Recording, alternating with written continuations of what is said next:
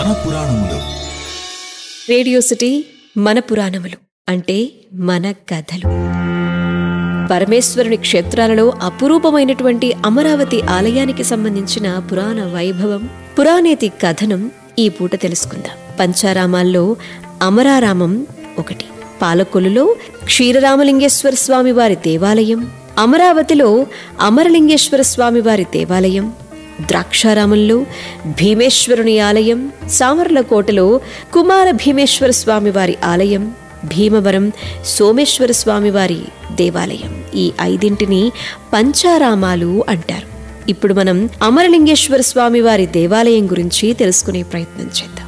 కృష్ణా జిల్లా అమరావతి క్షేత్రంలో కొలువైనటువంటి అమరలింగేశ్వర స్వామివారు సుబ్రహ్మణ్యేశ్వర స్వామివారు తారకాసురుని సంహరించినప్పుడు ఆ రాక్షసుని గొంతులోని శివలింగం పగిలి ముక్కలై 5 ప్రదేశాల్లో పడ్డాయి అని చెప్పి అవే దివ్యమైనటువంటి పుణ్యక్షేత్రాలుగా మారాయి అని చెప్పి పురాణాలు చెబుతూ ఉన్నాయి. ఆ 5 పుణ్యక్షేత్రాలే నేడు మనం అందరం కొలుచుకుని పంచారామ క్షేత్రాలు. అయితే ఈ పంచారామాల వెనుకున్నటువంటి కథను ఇంకాస్త విపులంగా చెప్పేటువంటి ప్రయత్నం చేస్తాను. మందరగిరిని వాసుకి సర్పంతో సముద్ర మథనం చేస్తున్న తరువాత అమృతం వచ్చింది కదూ.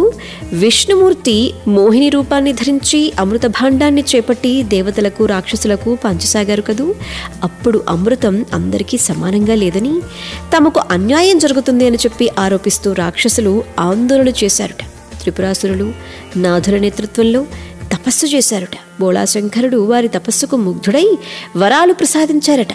ఇకనే ఆ వరాలతో రాక్షసులు మరింత ఉత్తేజాన్ని పొంది దేవతలను హింసించసాగారుట.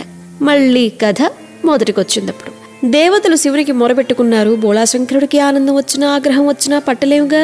పరమేశ్వరుడు కాలరుద్రుడైపోయాడు. రాక్షసుల్ని వారి రాజ్యాన్ని క్షణంలో బూడిద చేసేశారు. త్రిపురాంతకుడైపోయారు. ఆ సమయంలో త్రిపురాసురుడు మింగినటువంటి అతిపెద్ద లింగం 5 ముక్కలై 5 ప్రదేశాలలో ప్రతిష్ఠించబడ్డాయట. ఆ 5 ప్రదేశాలనే పంచారామాలుగా ధ్యానించుకుంటూ కీర్తించుకుంటూ ప్రతిరోజు దర్శించుకుంటూ పరమేశ్వరుని యొక్క ఆశీర్వచనాలకు మనం అందరం పాత్రలమవుతూ ఉన్నాం.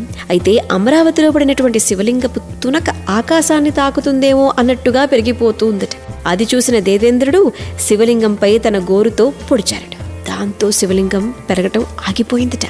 అయితే ఇంద్రుడి గోరు గుచ్చుకుని శివలింగానికి రక్తం కారింది.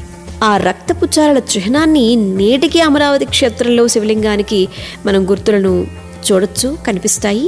ఇక ఇక్కడ బాలచాముండేశ్వరి దేవిని అత్యంత భక్తి శ్రద్ధలతో పూజిస్తూ ఉంటారు. అమరేశ్వరునికి సంబంధించినటువంటి మరొక కథ కూడా ప్రచారంలో ఉంది.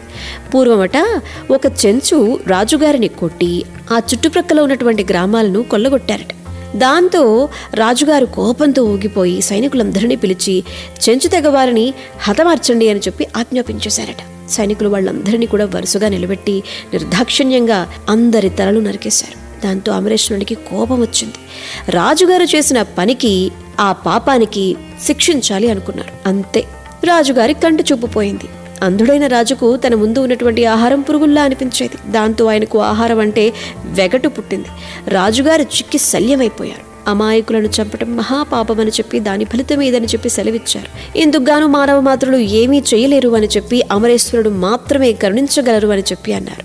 రాజుకు కనువిప్పు కలిగింది. అమరేశ్వరునికి రోజుకు 11 సార్లు చొప్పున 11 రోజుల పాటు అంకిత భావంతో రుద్రాభిషేకం చేశారు. అమరేశ్వరుడు సంతసించి రాజుకు తిరిగి చూపొచ్చేలా దీవించారు. అప్పుడు రాజుగారికి ఆహారం పురుగుల్లా కనిపించడం పోయి మామూలుగా తినడం ప్రారంభించారు. అమరేశ్వరుడు రాజుగారికి కలలో కనిపించి చెంచులను చంపినటువంటి ప్రదేశంలో శివలింగాన్ని స్థాపించమని చెప్పి ఆజ్ఞాపించగా రాజుగారు వెంటనే శివలింగాన్ని స్థాపించారుట. ఇక పురాణ కథనాల సంగతి ఎలా ఉన్నా అమరావతి పరమ పవిత్రమైనటువంటి క్షేత్రము. అమరేశ్వరుని దర్శించుకుంటే అనుకున్న పనులన్నీ నిర్విఘ్నంగా నెరవేరిపోతాయి. మరి భక్తులందరినీ నాటి నుంచి నేటి వరకు దీవించి ఆశీర్వదిస్తున్నటువంటి ఆ క్షేత్రానికి వీలుంటే మీరు కూడా ఒక్కమారు వెళ్ళి దర్శించుకునే ప్రయత్నం చేయండి.